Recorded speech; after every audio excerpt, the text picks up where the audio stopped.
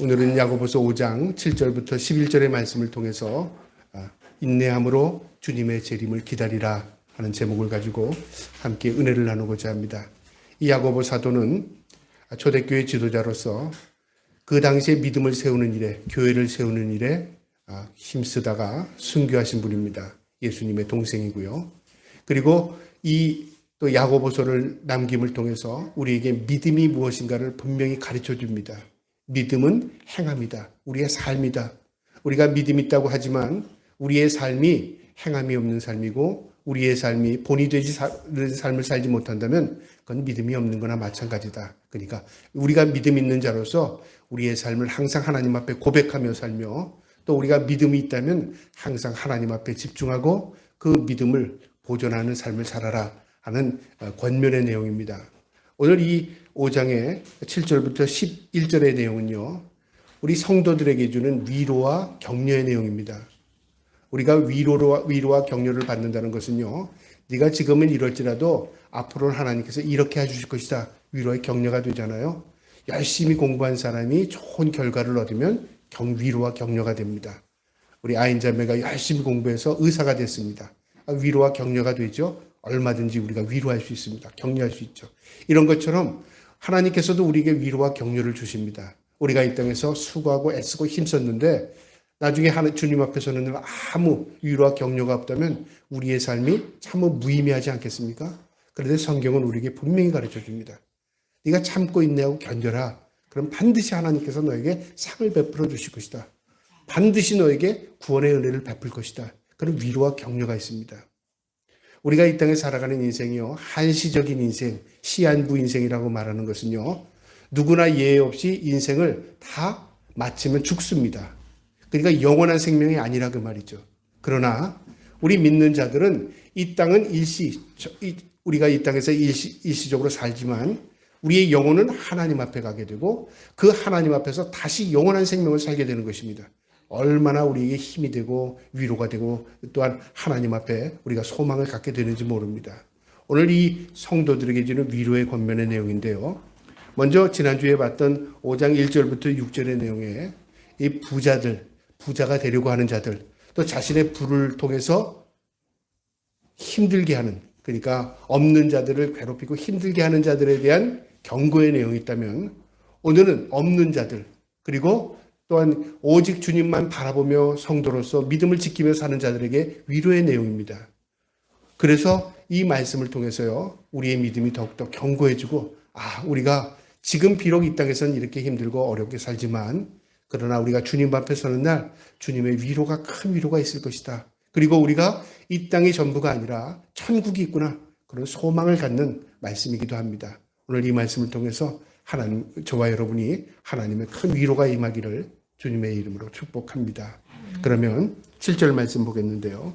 그러므로 형제들아, 주께서 강림하시기까지 길이 참으라. 형제들아, 믿는 자들아, 하나님의 성도들아, 그 말이죠. 우리가 믿음 지키며 사는 것이 쉽지 않기 때문에 그렇습니다. 내가 믿음을 지키며 사는 것이 쉽다면요, 이런 위로의 말이 없을 겁니다. 우리가 믿음으로 산다는 게 쉽지 않습니다. 정직하게 살아야 되고요. 그 다음에 행하며 살아야 되고 본이 되는 삶을 살아야 되고요. 남들은 다 하는 건 하지 말아야 되고 이런 것들이 제약이 절제가 있어야 되잖아요. 힘듭니다. 그것뿐만이겠습니까? 이 예수님 당시의 믿음을 지키다가 순교한 사람들이 많았습니다. 믿는다는 그 자체만 가지고도 고통이요 고난이었습니다. 그런 시대의 성도들이 있었습니다. 오늘도 우리가 온전한 믿음을 지킨다는 것이 쉽지 않습니다. 앞으로 더 환난기가 닥치게 되면 우리의 믿음을 보존한다는 것이요, 쉽지 않은 시대가 우리 당대에 오든 우리 후대에 오든 분명히 올 것입니다. 그 성도들에게 위로가 되는 것입니다. 형제들아, 주께서 강림하시기까지, 우리가 주님을 만날 때까지, 주님이 이 땅에 오실 때까지 길이 참으랍니다. 여기 길이 참으라는 것은 그냥 참는 것과 길이 참는 것의 차이가 뭘까요? 그냥 참는 것은 인내입니다. 우리의 의지 가지고 가능합니다. 그래, 한번 참아보자. 그래, 기다려보자. 근데 길이 참는 것은 어디가? 길게 참는 겁니다. 끝까지 참는 겁니다. 끝까지 소망이 있어야 합니다. 그래서 길이 참는 것은요, 우리 인내의 한계를 벗어납니다. 여러분, 우리가 믿음으로 산다는 것이요, 길이 참는 겁니다. 우리는 믿음이라는 그 실체를 보기 때문에 그렇습니다. 믿음은 바라는 것들의 실상. 바라는 것은 뭐죠? 앞으로 일어나지 않는 미래형입니다. 그런데 그것을 참고 인내하고 견디는 거죠. 그 믿음 없이는 길이 참을 수 없습니다. 하버드 대학에서 유명한 실험, 이 심리학 공부하는 사람들은 이 실험에 대해서 뭐 앞으로도 수십 년, 수백 년 동안 이어질 이 이야기가 있는데요. 마시멜로 테스트, 그죠? 마시멜로 테스트. 아이들을 모아놓고 아이들에게 달콤한 이 마시멜로를 다 논아줍니다. 그러면서 선생님이 그 아이들 보는 앞에서 너희들 지금 이거 먹고 싶지? 그 선생님한테 네 그랬어요. 그러니까 내가 밖에 나갔다가 다시 들어올 텐데 한 얼마 조금 있다가 내가 들어올 테니까 그때까지 안 먹는 애들은 내가 더 많이 줄 거야. 2개 줄 거야.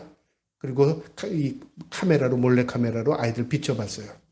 선생님이 나가자마자 먹는 애가 있었고요. 조금 참다가 못 견뎌서 먹는 애가 있고요. 끝까지 참고 허벅지를 꼬집으면서 참는 아이가 있었다 그 말이죠. 이 아이 이게 무슨 실험인가? 그때는 아무 그 실험에 그 결과가 없는 것 같아요. 근데 이 아이들을 종단 테스트를 한 겁니다. 종단 연구를 한 거예요. 이름, 나이 다 해서 이제 30년, 40년, 50년 쭉 종단 연구를 했죠. 그 결과가 어떻게 됐냐면요. 바로 먹은 아이들은 인내력이 부족해서요. 실패율이 굉장히 높았어요. 근데 끝까지 참는 아이들, 선생님이 올 때까지 참았던 아이들이 되게 보니까요.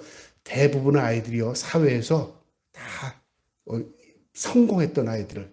그러니까 인내하고 견뎠던 아이들이 다 세상에서 이 사회에서 성공을 하더라. 그 결론을 얻은 테스트입니다. 그 유명한 마시멜로 테스트입니다. 근데 이 실험에서는 우리 인간의 의지 가지고 참잖아요. 그러면 의지가 없는 사람은 믿음이 없겠네.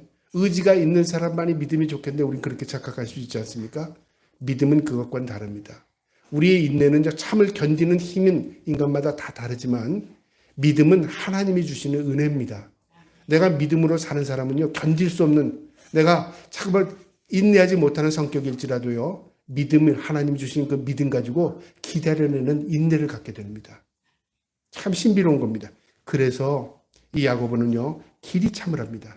이 말의 다른 의미는 믿음을 가지고 하나님께서 분명히 너희의 모든 견디는 것 하나님 다 아시니까 주님 바라보고 참아라 그 말입니다. 보라 농부가 땅에서 나는 귀한 열매를 바라고 길이 참아 이른 비와 늦은 비를 기다리나니. 농부를 예를 드는데요. 농부가 가을의 농산물의 결실 열매를 위해서 참는답니다. 왜 참아요? 이 열매가 결실을 맺기까지는 자라는 과정이 있고요. 영양분이 공급되는 과정이 있습니다. 그 영양분 가운데 가장 중요한 영양분이 바로 물이라 그 말이죠. 태양빛도 맞지만 이 수분을 흡수해야 이 자라서 열매를 맺습니다.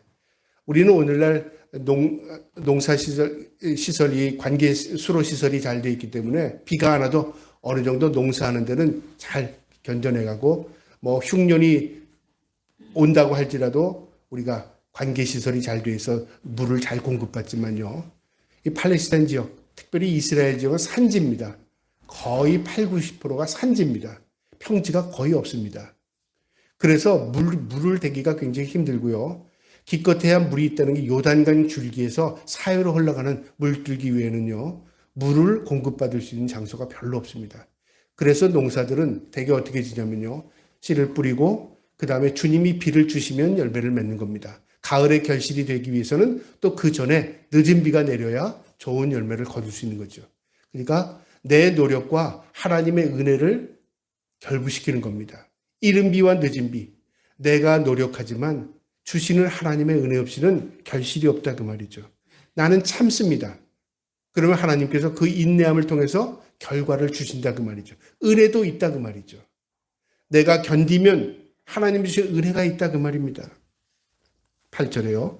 너희도 길이 참고 마음을 굳건히 하라. 주의 강림이 가까우니라. 길이 참으랍니다. 끝까지 참고 견디라 그 말이죠. 그러면 어떻게 한다고요? 주님이 오신다 그 말입니다. 주님이 오시면 어떻게 하는데요?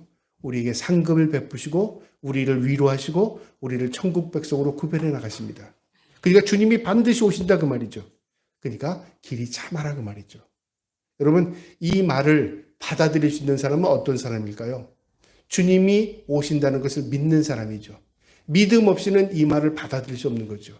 그러니까 똑같은 말씀이라도 믿음이 있는 사람과 믿음이 없는 사람들이 받아들이는 반응이 다를 수 있죠.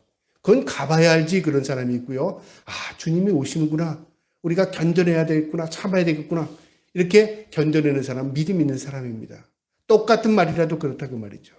우리 성경은요, 누구나 읽을 수 있는 말씀입니다. 그러나 이 성경이 생명이 될 수 있는 것은요, 하나님의 백성, 약속을 믿는 믿음 있는 사람이 읽을 때 이 약속의 말씀이 생명이 되는 것입니다. 참 신비롭고 놀란 겁니다.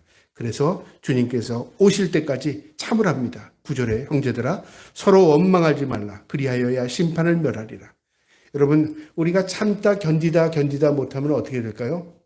원망하게 됩니다. 내가 견뎠는데 일어나지 않을 때 어떻게 되죠? 당신 때문에 그랬잖아. 너희들 때문에 그랬잖아. 사람들은 대개요, 인내의 한계를 느끼게 되면요, 그것으로 끝나지 않습니다. 아이, 내가 견뎌봤는데 안 되더라가 끝나는 게 아니라 네가 견디라고 했잖아. 뭐 견디면 뭐 되는 게 뭐인데 원망을 합니다. 입에서 불만이 쏟아져 나온다 그 말이죠. 그렇게 되면 어떻게 될까요? 그동안 참고 견딘 게 다 수포로 돌아갈 뿐만 아니라요, 마음의 상처만 있습니다. 지금 주님께서 우리가 인내의 한계를 아시고 하시는 말씀입니다. 너희가 끝까지 너희의 인내를 가지고 참으라는 게 아닙니다. 너희가 믿음을 가지고 주님의 오심을 기다려라 그 말입니다. 그러면 주님이 오시면 상황 완전히 달라져. 원망하지 마. 사람을 향하지 마 그 말이죠. 여러분, 우리가 믿음을 살아가는 것이 때로는요, 사람을 향해서 믿음을 살아갈 때 실족되기가 쉽습니다. 뭐 내가 믿어야 아무 좋은 것 없네. 뭐 엄마 가지고 있는 믿음 내가 가지고 있다고 뭐가 달라? 그래서 때로는 어떤 결과가 있어야 믿음의 열매라고 생각하는 착각을 가지고 있어요. 여러분, 믿음은 그게 아닙니다. 믿음은 주님을 바라봐야 합니다. 주님을 바라볼 때 열매가 나타납니다. 그리고 그 주님을 바라볼 수 있는 힘이 누구로부터 오냐면 주님으로부터 옵니다. 하나님으로부터 옵니다. 그러니까 믿음의 근본도 하나님이요, 그 믿음의 열매도 하나님께서 주십니다. 하나님 주님 바라봐야 됩니다. 주만 바라볼지라. 그럴 때 우리가 사람에게 원망이 가지 않는 것입니다. 원망하지 말라. 사람 바라보고 원망하지 말라 그 말이죠.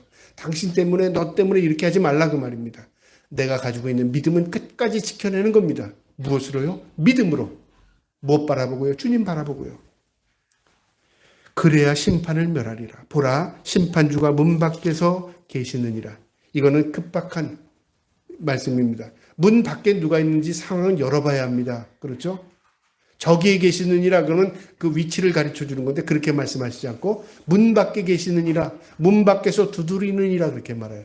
그러니까 문 밖의 상황은 거리적으로 가까울지라도요, 그 뒤에 있는 내용을 알 수 없습니다. 열어봐야 한다 그 말이죠. 여러분, 우리의 모든 상황이 그렇습니다. 내일 일을 알 수 없습니다. 앞으로 세상이 어떻게 전개될지 알 수 없습니다. 그러나 분명한 것은요, 과거의 속도보다 앞으로 되어지는 속도가 더 빨리 느껴집니다. 발전 속도도 빨라지고요, 변화의 속도도 빨라집니다. 그래서 우리가 적응을 하지 못하는 시대에 살 수도 있고요, 때로는 자녀와 손자와의 격리도 굉장히, 시대 차이도 굉장히 느끼는 그런 시대에 살지도 모릅니다. 지금도 물론 살고 있고요. 그러나 분명한 것은요, 시대가 어떻든지 주님은 오십니다. 그리고 주님께서 그때 우리 앞에 서서요, 우리를 위로하시고 격려하실 것입니다. 10절에요. 형제들아, 주의 이름으로 말한 선지자들은 고난과 오래 참음으로 본을 삼으라. 우리가 견딜 때 내 하나만이 된다면 왜 나만 이렇게 견뎌야 돼? 그렇게 말할지 모르지만 성경의 모든 믿음의 사람들, 선지자들 모두 다 참고 인내하고 견뎠습니다. 여러분, 견뎠다는 이 말 가운데 누가 견뎠지 떠오르지 않는 사람들이 있습니까? 떠오르는 사람들이 있습니까? 여러분, 수없이 많습니다.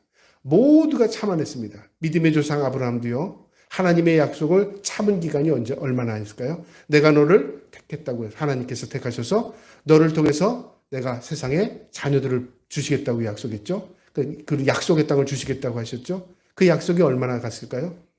25년. 자식 준다고 해놓고 하나님께서요, 그 다음에 아니면 10년 후에 주신 게 아닙니다. 25년을 기다리게 하셨어요. 왜 하나님께서 그렇게 기다리게 하셨죠? 기다림이 인내입니다. 기다림의 열매의 결과입니다. 여러분, 아브라함만 그랬을까요? 모세도 40년을 기다렸어요. 40년을. 그리고서 어떻게 했죠? 80에 광야로 내려서 또 40년을 거기서 또 훈련시켰어요. 기다림의 연속이었습니다. 노아는 어땠죠? 노아는 120년을 기다렸어요. 120년을. 하나님 심판하시겠다고 하시고 120년 동안 배 짓게 만들었어요. 배를 건설하게 만들었어요. 여러분 참 보기에는 그때 당시에는 어리석은 것 같잖아요. 결과가 분명하죠. 이처럼 하나님의 약속이 이루어지기까지는 기다림의 인내고요. 또 기다림의 인내는 반드시 열매가 있습니다. 또 성경에 나온 선지자들이 모든 고난과 오래 참음으로 기다려냈답니다. 에레미야 선지자, 에스겔 선지자, 다니엘 선지자 모두가 기다림이었습니다. 에레미야는 눈물을 흘리며 하나님 앞에 기다렸습니다. 세상 사람들로부터 핍박을 받으면서 눈물 흘리며 기다렸습니다. 그래서 에레미야는 눈물의 선지자라고 말하지 않습니까? 에스겔은 하나님 보여준 환상을 보고 그것을 계시의 말씀을 전했습니다. 자신만 본 거예요. 모두 본 것을 얘기한다면 쉴 거예요. 그게 아니라 이거예요. 설명이 가능할 거예요. 근데 하나님께서 자신에게만 보여줬어요. 자신만 하나님 봤어요. 앞으로 되어질 모든 일들을 하나님께서 이 에스겔에게 보여주었어요. 그걸 보고 설명해서 이야기하랍니다. 참 쉬울 것 같죠? 쉽지 않습니다. 다니엘은 어땠죠? 청년 다니엘은 그 믿음, 조상들이 가지고 있는 그 믿음 지키기 위해서요, 사자굴에 집어 던짐을 당했어요. 죽음을 경험했다 그 말이죠. 그러나 죽지 않고 하나님께서 그 사자굴에서 걸어 나오게 만드셔주셨어요. 이처럼 선지자들을 봐라 그 말이죠. 누구 하나 고난받지 않은 선지자 있느냐? 누구 하나 오래 참고 견뎌내지 않은 선지자 있느냐 그 말이죠.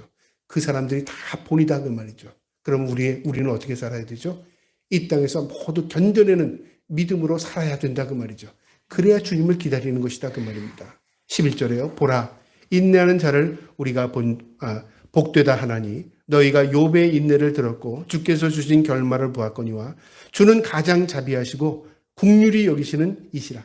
하나님은 어떠신 분이라고요? 가장 비교급의 최고의 자비를 가지고 계신답니다. 그 다음에 어떻게 긍휼이 풍성하신 분이십니다. 그 하나님께서 우리가 고난당하는 것 다 아시고요. 욥도 고난받을 때 하나님께서 눈동자와 같이 바라보고 계셨습니다. 지켜주셨다 그 말이죠. 자, 그럼 욥의 인내를 보라고 말하잖아요. 욥의 인내를 들었고 주께서 주신 결말을 보았거니와 욥이 어떻게 했는가 그리고 욥의 결과가 어떻겠는가 욥기를 통해서 우리는 압니다. 욥은 어떤 사람이었냐면요. 동방의 의로운 사람이었습니다. 누가 봐도 저 사람 야 우리하고 달라라고 느낄 수 있는 굉장히 경건한 사람이었습니다. 그것뿐만이겠습니까? 그 사람은 당대의 부를 누리셨던 사람입니다. 부자였다 그 말입니다. 그가 그냥 부자가 된 사람이 아니라요. 성실하게 살아간 사람입니다. 그래서 어떤 사람들이 시기 질투할 정도의 그런 부를 누리고 사는 사람이었고요. 또 심지어는 그런 경건한 사람이었습니다. 그런데 누가 시기하냐면 사탄이 하나님 앞에 가서 뭐라고 말하죠? 욥이 저렇게 할 수 있는 것은 하나님이 저에게 복을 주셨으니까 그랬죠. 여러분 하나님의 입장에서는 야 쓸데없는 얘기하지 마. 사탄을 내몰아칠 수도 있었을 겁니다. 하나님께서 그렇게 넌 생각하느냐? 이 말은 뭐냐면 우위를 이해하고 설득시키는 거예요. 하나님 저 사람 복을 많이 주시고 왜 나는 복을 적게 주시고 우리가 그렇게 하나님의 차별로 생각할 수 있잖아요. 그때 하나님께서 넌 정말 그렇게 생각하느냐? 왜 하나님께서 그래 한번 보자. 그리고 욥을 그대로 놔둔 겁니다. 네가 한번 해볼 대로 해봐라. 그럼 하나님께서 그를 방치했을까요? 아닙니다. 하나님께서 지켜보는 겁니다. 아셨어요 하나님이. 우리가 믿음으로 살까 하나님 아신 것과 똑같습니다. 그리고 욥이 어떤 결과를 가졌죠? 자식 열이 다 죽습니다. 그리고 자신의 재산들이 하루아침에 다 몰살당하고 다 빼앗깁니다. 강도떼가 와서. 그리고 자신의 몸은 만증창이가 돼서 어떻게 되죠? 이제는 거의 살기조차 괴로워하는 심정이 됐어요. 이건 뭐지? 가지고 있는 것 다 잃었고요. 내 몸뚱아리도 다 잃어버린 겁니다. 자, 그것으로 끝이면요. 우리가 야 힘들었겠다고 생각할 거예요. 이거는 그의 고통의 일부분이었습니다. 그 다음에 어떻게 되나 보세요. 자신의 사랑하는 아내가 하나님 원망하고 저주하고 죽으라고 말합니다. 가장 사랑해야 할 사람이 옆에서요 원망하고 저주하고 죽으랍니다. 고통이 나오죠. 정신적인 고통입니다. 그 다음에 자신하고 아주 절친들이 옵니다. 그 절친들 내려와서 뭐라 그러죠? 처음에는 지켜보다가 너 하나님 잘못 믿어서 그래. 너 하나님 무시해서 그래. 넌 우리가 보기에는 너 하나님 잘 믿는 것 같지만 너 하나님 보시기에 넌 그렇지 않아서 그래. 속을 완전히 뒤집어 놓습니다. 평가하고 있다 그 말이죠. 너 믿음 거짓말이야. 그거 잘못 믿는 거야. 하나님 너 사랑하지 않아. 그 말과 똑같은 거죠. 속을 뒤집어 놓죠. 정신적으로 믿음 다 흔들어 놓습니다. 누가 제일 좋아할까요? 사탄이. 이제 조금 있으면 다 실족할 거야. 끝났어 라고 생각했을 겁니다. 아니나 다를까 처음에는 믿음을 지키는 것 같던 이욥이요, 이제 하나님 기도합니다. 하나님 왜 나에게 그랬느냐. 그 기도의 내용이 얼마나 긴지 모릅니다. 하나님 계시면 나에게 나타나 보세요. 내가 무슨 죄를 졌습니까? 하나님 나에게 왜 그러십니까? 하나님 계시면 내가 하나님께 가겠습니다. 만나겠습니다. 차라리 날 죽여주세요. 그렇게 말하는 거죠. 하나님 한 말씀도 하시지 않습니다. 그러시다가 후반부에 하나님께서 묻습니다. 욥에게 묻는데 뭐라고 묻냐면요, 너 세상 이치를 알아? 갑자기 내 고통을, 절망을 이야기하는데 하나님이 세상 이치에 대해서, 너 해가 동쪽에서 왜 서쪽으로 지는지 알아? 동쪽에서 지고 서쪽에서 지는지 알아? 너 동물을 왜 저렇게 만든 줄 알아? 너 자연계가 어떤지 알아? 하나도 대답을 못 하겠는 거예요. 하나도. 내가 아는 것 같고 내가 누리고 살고 내가 모든 걸 평범하게 생각했던 것을 하나님께서 물으시니까 아무것도 몰라요. 원숭이가 왜 저렇게 생겼지? 코뿔소가 왜 코에 뿔이 나였지? 기린은 왜 다른 동물 같지? 목이 길지? 왜 타조는 새끼를 냈는데 새끼를 그냥 알을 품지도 않고 탁 모래밭에 던져놓고 가버리지? 이해가 안 가는 게 너무 많은 거예요. 너 거기에 아는 거 대답해봐라. 하나도 대답하지 못했어요. 하나님 뭐라고 하시지 아세요? 이치를 깨닫지 못한 네가, 세상의 이치도 모르는 내가 인생을 이야기하고 하나님을 이야기할 수 있느냐. 이 욥이 뭐라고 하는 줄 알아요? 입이 딱 다물어지는 거예요. 내가 세상의 이치도 모르면서 하나님 이랬군 저랬군, 내가 너무 말이 많았습니다. 하나님 용서해 주세요. 회개를 해요. 여기서부터 시작되는 겁니다. 그게 언제예요? 42장 맨 마지막 42장이에요. 욥이 회개하는 내용이 나옵니다. 제가 그 부분을 잠깐 읽어드릴 테니까요. 욥이 여호와께 대답하여 이르되 주께서 못 하실 일이 없사오며 무슨 계획이 있든지 못 이루실 것이 없는 줄 아노니. 뭘 깨달았어요? 하나님은 다 하실 수 있다 그 말이죠. 내가 이해가 되지 않는다고 하나님께서 나를 이해시킬 필요 없다 그 말이죠. 내가 이해가 되지 않는다고 하나님이 이렇고 저렇고 말할 수도 없다 그 말이죠. 그분은 하나님이시기 때문에 그분이 계획하시고 그분이 하시는 것이다 그 말이죠. 그거 깨달았어요. 그 다음에 무지한 말로 이치를 가리는 자가 누구이니까? 나는 깨닫지도 못한 일을 말하고 스스로 알 수도 없고 헤아리기도 어려운 일을 말하였나이다. 내가 말하지도 못하겠고 인생에 대해 다 올바른 것도 아니고 나도 모르는 내가 하나님이 어떻고 저떻고 내가 얘기해. 너무 부끄럽다 그 말이죠. 그러면서 하나님께 뭐라고 말하는지 아세요? 주여 내게 알게 하소서. 하나님 가르쳐 주세요 그 말이죠. 여러분 이게 하나님과 우리의 관계 회복입니다. 하나님 나를 알게 하소서. 이 고난의 의미를 알게 하소서. 내가 세상 살아가는 이 삶의 의미를 알게 하소서. 하나님께 물었어요. 하나님이 이건 이렇다 저런 저렇다 말씀하실 것 같아요. 그 말을 한 이후에요, 욥이 깨달음이 오는데 내가 그동안 하나님을 귀로 들었답니다. 그냥 소리로 들은 거예요. 그런데 이제는 하나님 실체를 보게 되었다고 말합니다. 이제는 내가 과거의 사람들이 들려주는 얘기 하나님이 이래저래 그러니까 자기도 그렇게 평가한 거예요. 그런데 어떻게 보냈냐면 5절에 내가 주께 대하여 귀로 듣기만 하였사오나 이제는 눈으로 주를 배웁나이다.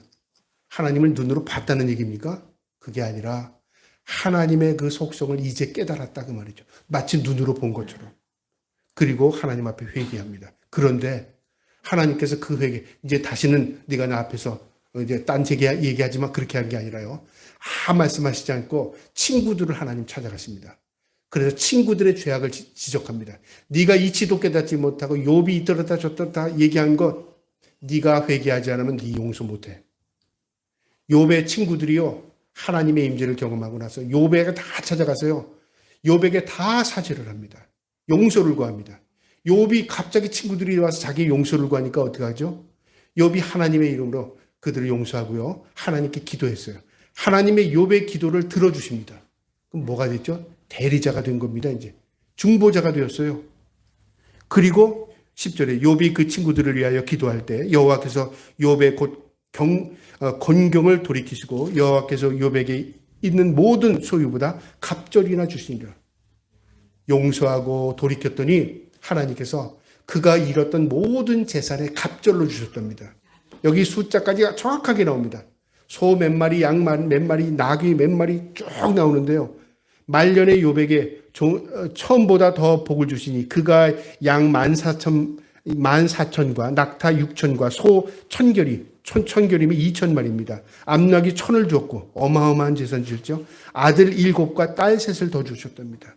알긋 7딸 다 잃었습니다. 근데 아들 7딸 3을 주셨어요. 그래서 어떤 신학 해석자는 왜 죽은 아들은 돌이키지 않았는가? 천국에 있으니까. 그리고 이 땅에서 하나님께서 위로하기 위해서 자식을 더 주셨어요. 그 다음에 어떻게 결론이 나는 줄 아세요? 맨 마지막 절에 욥이 늙어 나이가 차서 죽었더라. 그 이후에 140년을 더 살고 나이가 완전히 차서 노쇠해서 죽었답니다. 병으로 죽은 것도 아니고 고통으로 죽은 것도 아닙니다. 그냥 하나님께서 주신 인생 다 마치고 죽었다 그 말이죠. 참 놀랍죠? 욥은 고난을 이야기하는 게 아닙니다. 우리는 욥기를 볼 때 고난이구나라고 생각하잖아요. 욥기는요 지혜서입니다. 지혜서. 하나님의 말씀을 통해서 지혜를 얻는 겁니다. 고난이 이렇게 오는 거구나. 우리는 어떻죠? 고난 뒤에 숨겨진 하나님의 은혜와 은총이 있구나. 그걸 발견할 수 있어야 합니다. 욥의 인내를 들었고 주께서 주신 결말을 보았거니와 결과가 어떤지 알았죠? 그래서 우리가 기다려야 한다 그 말이죠. 그래서 우리가 믿음으로 살아야 한다 그 말입니다. 주께서 결말을 보거니와 주는 가장 자비하시고 긍휼히 여기시는 하나님이시라. 하나님 사랑이 풍성하시고 가장 자비로우시고 가장 은혜가 풍성하신 분이라. 그분 믿어라 그 말이죠. 오늘 이 말씀에서 우리에게 주는 교훈이 있습니다. 성도는 왜 인내함으로 주님의 재림을 기다려야 하는가 그 말이죠. 왜 우리가 주님 오심을 기다려야 되죠? 열매를 바라보기 때문에 그렇습니다. 열매가 이 땅에 있는 게 아닙니다. 우리는 열매를 항상 눈으로 보는 걸 생각하잖아요. 내가 누리고 먹어야 되고 생각하잖아요. 열매는요 하나님께 올려드리는 겁니다. 내가 열매입니다. 여러분. 열매는 결과적으로 하나님 앞에 서는 날 하나님께서 우리를 받아주셔요. 열매 드립니다. 저와 여러분이 그런 열매 되기를 주님의 이름으로 축복합니다. 기다림, 인내함이 이 땅에 있지만 결과는 하나님 앞에 열매가 들어가는 겁니다. 하나님께 영광이 되는 저와 여러분 되기를 축복합니다. 그 다음에 성도는 왜 인내함으로 주님의 재림을 기다려야 하느냐면요. 선지자들 모두 고난과 오래 참으로 본을 보였답니다. 그러면 우리는 어떻게 되죠? 우리는 선지자는 아닐지라도요. 우리가 이 땅에서 하나님의 백성으로 본을 보이는 삶을 살아야 돼요. 목사는 목사로서 교인들에게 성도들에게 본이 되는 삶을 살아야 되고 부모는 자녀에게 본이 되는 삶을 살아야 되고요. 그 다음에 먼저 믿은 사람은 믿지 않는 사람에게 나중에 믿는 사람이 본이 되는 거예요. 이게 선지자의 본입니다. 먼저 믿은 거잖아요. 하나님께 가까이 있는 사람의 본이잖아요. 그런데 우리는 하나님과 가까이 있으면 내가 누리고 사는 것으로 착각해요. 내가 하나님께 더 가까이 있으니까 하나님 더 많이 주셔야죠. 그렇게 생각한다 그 말이죠. 아닙니다. 하나님과 가까이 있다면요. 하나님이 기뻐하시는 본이 되는 삶을 사는 것입니다. 저와 여러분이 그런 삶을 살기를 주님의 이름으로 축복합니다. 욥의 인내는 본이 된 겁니다. 친구들이 부자가 되어서 다 무릎 꿇은 게 아닙니다. 그가 인내함으로 견뎌낸 겁니다. 그리고 하나님의 임재를 그들로 봤어요. 그래서 욥을 찾아가서 그들이 무릎 꿇고 그들이 용서를 구한 겁니다. 그때 어떻게 됐죠? 하나님 모든 걸 회복시켜 주는 겁니다. 마지막으로 성도는 왜 인내함으로 주님의 재림을 기다려야 되는가? 모든 인생에 결말이 있다 그 말이죠. 끝이 있다 그 말이죠. 너무너무 좋은 겁니다. 여러분 운동선수가 결과적으로 상이 있다는 걸 바라보고 힘써 달리잖아요. 결과가 없어요. 근데 열심히 뛰어도 똑같고 그러면은요 어떻게 될까요? 뭐 열심히 할 필요 없죠 뭐. 그런데 열심히 한다는 것은 끝이 있기 때문에 그렇습니다. 우리 인생을 열심히 우리가 믿음으로 살 수 있는 것은요 하나님 앞에 서는 날이 있기 때문에 그렇습니다. 결실이 있기 때문에 그렇다 그 말이죠. 저와 여러분이 그 결실이 있음을 마음에 두시고 늘 믿음의 승자로 살아갈 수 있기를 축복합니다. 로마서 8장 25절에요. 만일 우리가 보지 못하는 것을 바라면 참으로 기다릴지니라. 보지 못하는 것을 바란다는 게 뭘까요? 천국이 있다는 것을 믿으면 끝까지 인내하고 견뎌라 그 말이죠. 기다릴지니라. 천국은 분명히 우리 앞에 도래할 것이다 그 말입니다. 마태복음 5장 11절 12절에는요. 나는 나로 말미암아 너희를 욕하고 핍박하고 거짓으로 너희를 거슬려 모든 악한 말을 할 때는 너희에게 복이 있나니 기뻐하고 즐거워하라. 하늘에서 너희의 상이 큼이라. 너희 전에 있던 선지자들도 이와 같이 박해를 받았느니라. 이 땅에 사는 삶이 고난이고 힘들어도 분명한 것은 하나님 앞에 서는 날 상이 있다. 그리고 하나님의 위로가 있다. 그리고 하나님의 축복이 기다리고 있다. 그것 마음에 두시고 늘 이 땅에서 주님 오심을 기다리면서 믿음의 승리하는 삶을 살아갈 수 있는 저와 여러분 되기를 주님의 이름으로 축복합니다. 아멘.